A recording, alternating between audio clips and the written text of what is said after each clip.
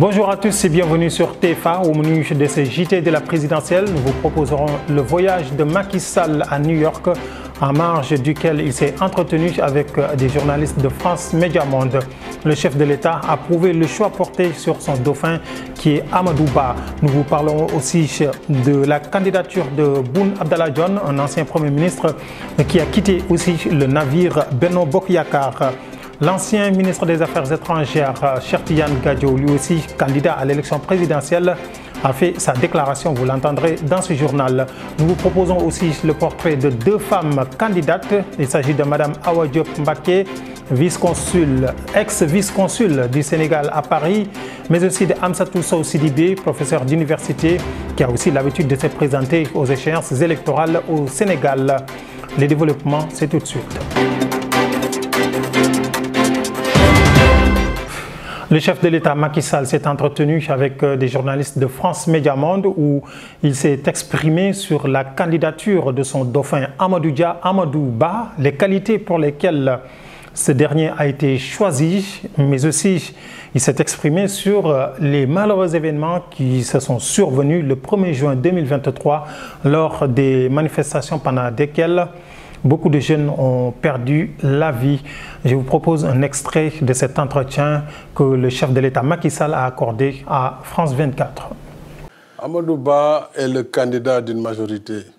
Donc certes, son poids personnel va jouer, mais il part avec l'atout que les autres n'ont pas. C'est d'avoir une majorité qu'il soutient. Et c'est tout cela qu'il faut mettre sur la balance. Ce n'est pas seulement la personne d'Amadou Ba qui est en jeu. Il a une majorité derrière lui, il a le soutien du président, qui est un acteur politique. Et donc, tout cela mis sur la balance devrait l'aider à pouvoir battre ses adversaires. Les morts n'ont rien à voir avec le troisième mandat. Les morts ont été la conséquence des appels à des insurrections suite à des problèmes politiques, politico-juridiques, j'allais dire. C'est sur cette base qu'il y a eu des morts. Il n'y a jamais eu de manifestation contre le troisième mandat qui a entraîné un seul mort. Ça n'existe pas. Donc, il ne faut pas qu'on mélange les sujets. Son dossier est pendant devant la justice. Je me défendrai de faire un quelconque commentaire là-dessus. Je voudrais simplement signaler qu'il y a quelques mois, on disait que tout cela était dû au fait que le président voulait faire un troisième mandat. Bon, maintenant, on ne parle plus de troisième mandat, mais on veut éliminer un adversaire. Ce sont des arguments qu'on peut entendre toujours sur la scène politique. Mais en ce qui concerne le dossier judiciaire, je ne ferai aucun commentaire dès lors qu'il est pendant. Et par conséquent, en tant que chef de l'exécutif, je ne peux pas me prononcer sur les affaires de la justice. Mohamed Boun Abdallah Dionne, c'est l'ancien Premier ministre du président Macky Sall qui a décidé de se présenter à la prochaine élection présidentielle. Un autre candidat de plus donc, qui vient cette fois-ci de la part de la mouvance présidentielle. Contrairement à Abdoulaye Daouda Diallo qui s'est désisté au dernier moment, Boun Abdallah Dionne a décidé, lui, de se présenter à la prochaine élection présidentielle. Il tiendra un point de presse après le grand rassemblement religieux appelé le Gamou, ici au Sénégal.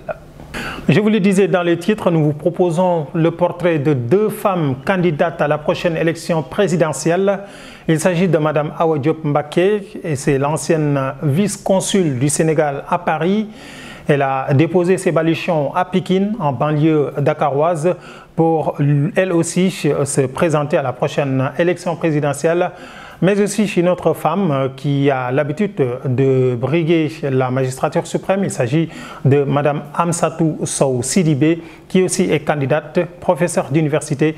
Je vous propose de suivre le portrait de ces deux candidates signées Koumba Tchoub.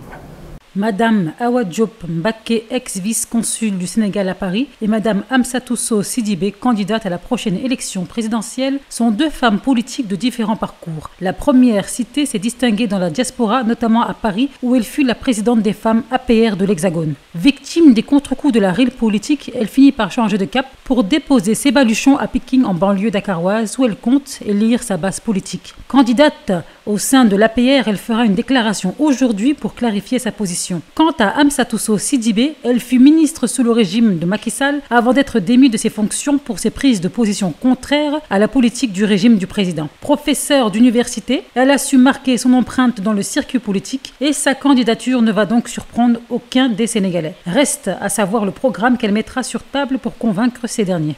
Cheikh Tidiane Gadio est l'ancien ministre des Affaires étrangères sous l'ère Wade. Lui aussi, il est candidat à la prochaine élection présidentielle du 25 février 2024. Cheikh Tidiane Gadio a fait sa déclaration pour tendre la main aux Sénégalais afin de diriger les destinées de ces derniers. Écoutons un extrait de sa déclaration.